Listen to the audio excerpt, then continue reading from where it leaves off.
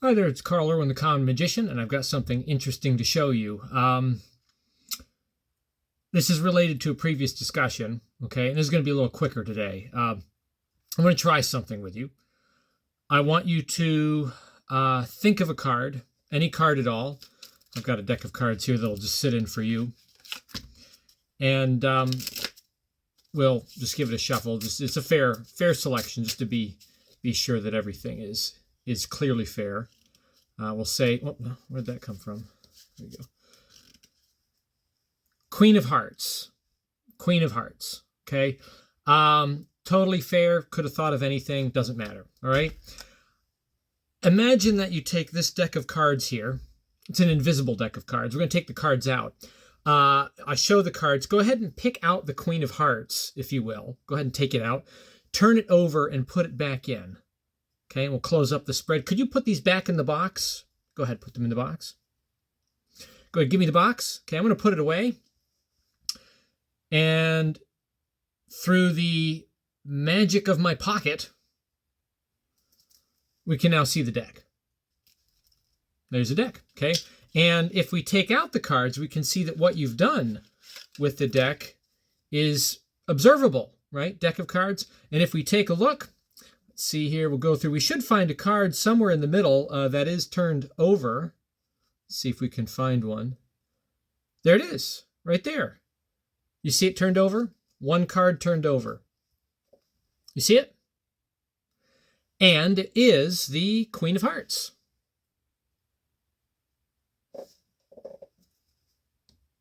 It's not the Queen of Hearts. What is that? Is that the Joker?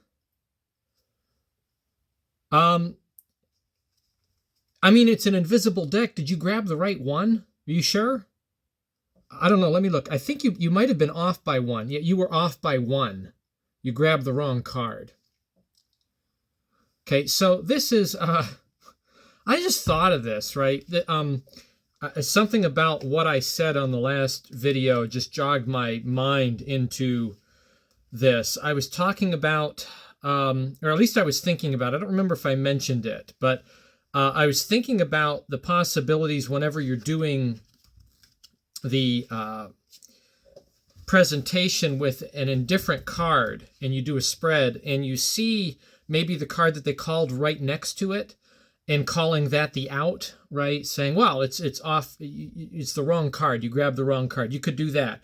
There's a lot of different ways that you could demonstrate the outcome by dealing with a card that they freely named that just so happens to end up next to the card that's turned over, the indifferent one.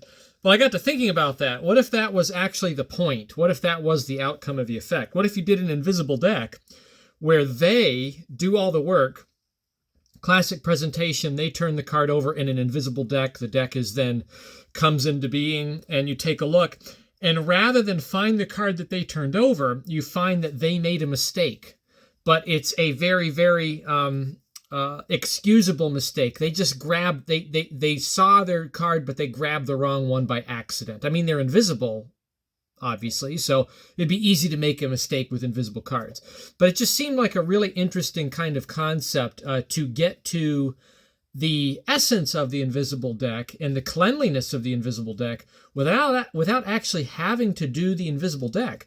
You just have a joker turned over in the deck. You go through all the rigmarole, right?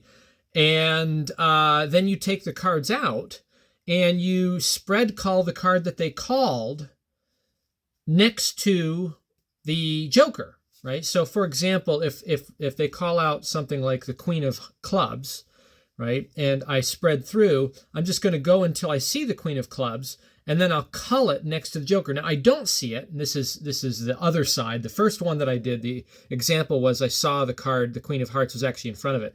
Here, I would jog out the face-down card, and then I would continue. And then as soon as I see the Queen of Clubs, I would cull it. Now, I could do one of a couple things. I could, probably the cleanest way would be to cull it like fourth from the top, so that I'll lift the last three cards and cull it back in. So here's my Queen of Clubs. And I'm going to cull it back in so that whenever I do the revelation and I show it, they see the Joker, and then I turn over. Well, now I'm in a position to then call force it, right? I can now go back, and then when I get to the fourth card in the spread, I can cull it again, and I just cull it down on top of the Joker. So I'm inserting it now into the situation here above the Joker, and I say, maybe I know they're invisible. Maybe you just grabbed the wrong card. Let me take a look. Oh yeah, here it is. And that way you have a very, very clean spread call, a spread call enabled trick that only uses a spread call. And again, a spread call is a burnable move. You can do it as slow as you want. You can do it as stiff as you want. Honestly, it can't be seen. You don't really have to be terribly smooth with a spread call. You can be very, very direct and take your time with it, and it's impossible to see. And it's not impossible to comprehend the possibility of it, but it is highly unlikely. As people look at the cards, they see kind of a very narrow situation here. They don't really think about, in spatial reasoning, the fact that I could fit, two cards side by side out here that could be inserted anywhere else in the deck. It's just a very, very good move that requires pretty significant spatial reasoning. Not only that, but it would require the assumption of the possibility of the move and the spatial reasoning to work it out. And that's just a bridge too far. People don't really go there when they look at a spread and thinking about the fact that someone could take a card out and put it back in such a way. So anyway, we'll call this the Invisible Dork. The Invisible Dork. So that is a Joker-themed invisible deck. Trick, just an idea to throw out there. If you ever want to have an invisible deck that is super clean, burnable, comes right out of the box, you can do it that way. You could even very cleanly do it like this, where you cull it and then you spread it on the table and have them find the card, right? They can say, well, look at the cards next to it. Is it above it, right? And they take it out, and sure enough, there it is. So really, really good kind of approach, I think, to the essence of that effect without actually doing that effect, but managing something very much like it, where the Joker is a gag, but it's also a key to the actual thought of card from a deck directly from the box. The Invisible Dork. Good luck with that. Happy magicking.